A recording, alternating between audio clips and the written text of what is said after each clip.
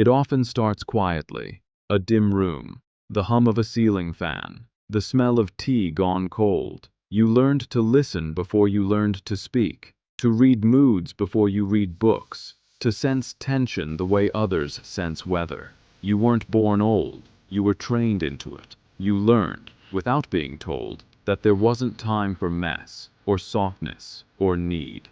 That someone had to be steady, someone had to hold it together, and somehow, that someone became you. You became the calm in the room while your heart learned to beat faster in secret. You became mature for your age. You became reliable, responsible, easy, and everyone praised you for it. But here is the paradox no one warned you about. The thing that protected you then is the thing quietly exhausting you now.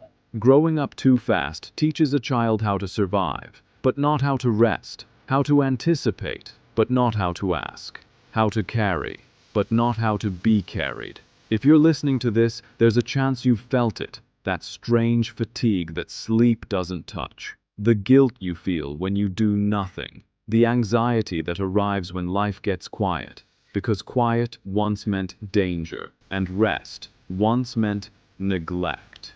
So you learned to stay alert, you learned to stay needed, you learned to grow up before you were ready. Psychology has a name for this pattern. It's called parentification. Parentification occurs when a child is unconsciously assigned adult responsibilities, emotional, practical, or psychological, before their nervous system is equipped to handle them.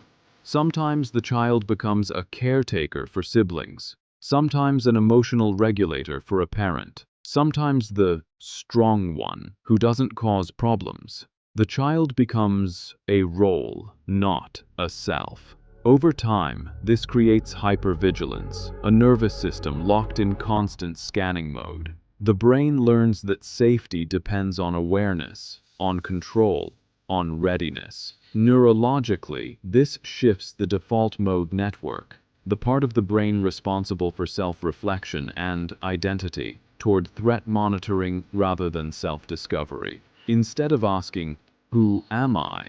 the mind asks, "What's about to go wrong?" And beneath it all often lies emotional neglect. Not always loud, not always cruel. Sometimes it's just absence, inconsistency, emotional unpredictability.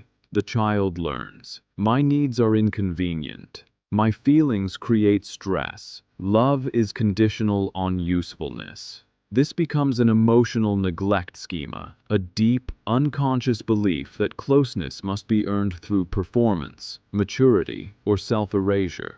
Attachment patterns form around this belief, often avoidant attachment, where the child learns not to need too much, not to depend, not to ask.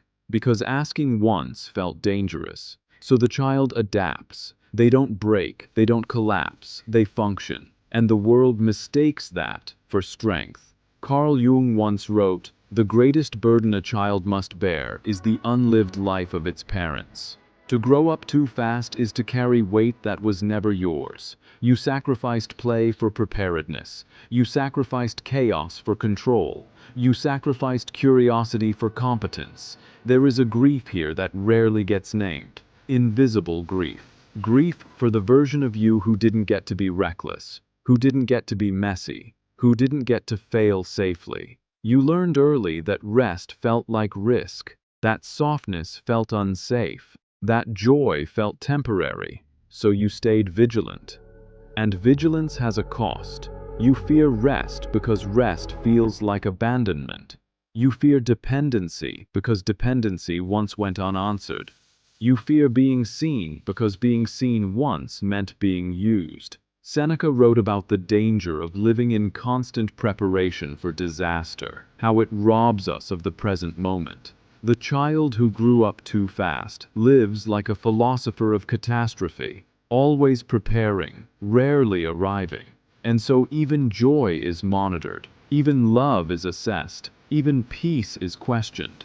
Because when you were young, peace never lasted. These patterns don't disappear, they evolve. You might recognize them now. In relationships, you become the emotional anchor, the listener, the fixer. You attract people who need support but struggle to support you. You feel uncomfortable receiving care. You overfunction while secretly feeling unseen. In career, you're reliable to a fault. You take on too much. You feel guilty saying no. You tie your worth to productivity. In self-worth, you feel valuable when needed, invisible when not.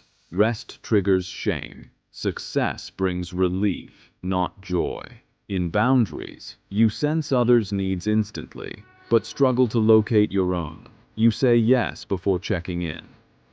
You confuse responsibility with love. In emotional regulation, you stay composed during crisis, then crash later in private. You intellectualize feelings. You feel numb but functional.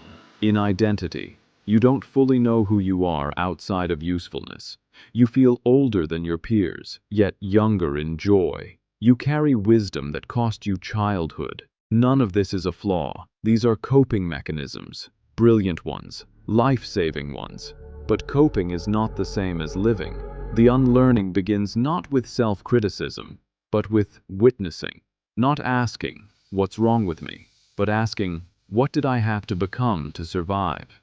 Healing doesn't mean erasing your strength. It means choosing softness over survival mode. It means practicing inner child reparenting, learning to offer yourself what was missing: reassurance, patience, play, rest. It means nervous system regulation, teaching your body that stillness is safe, through breath, through slowness, through boundaries that once felt impossible. It means shadow work, meeting the parts of you that learned to hide, to disappear, to perform, and welcoming them home.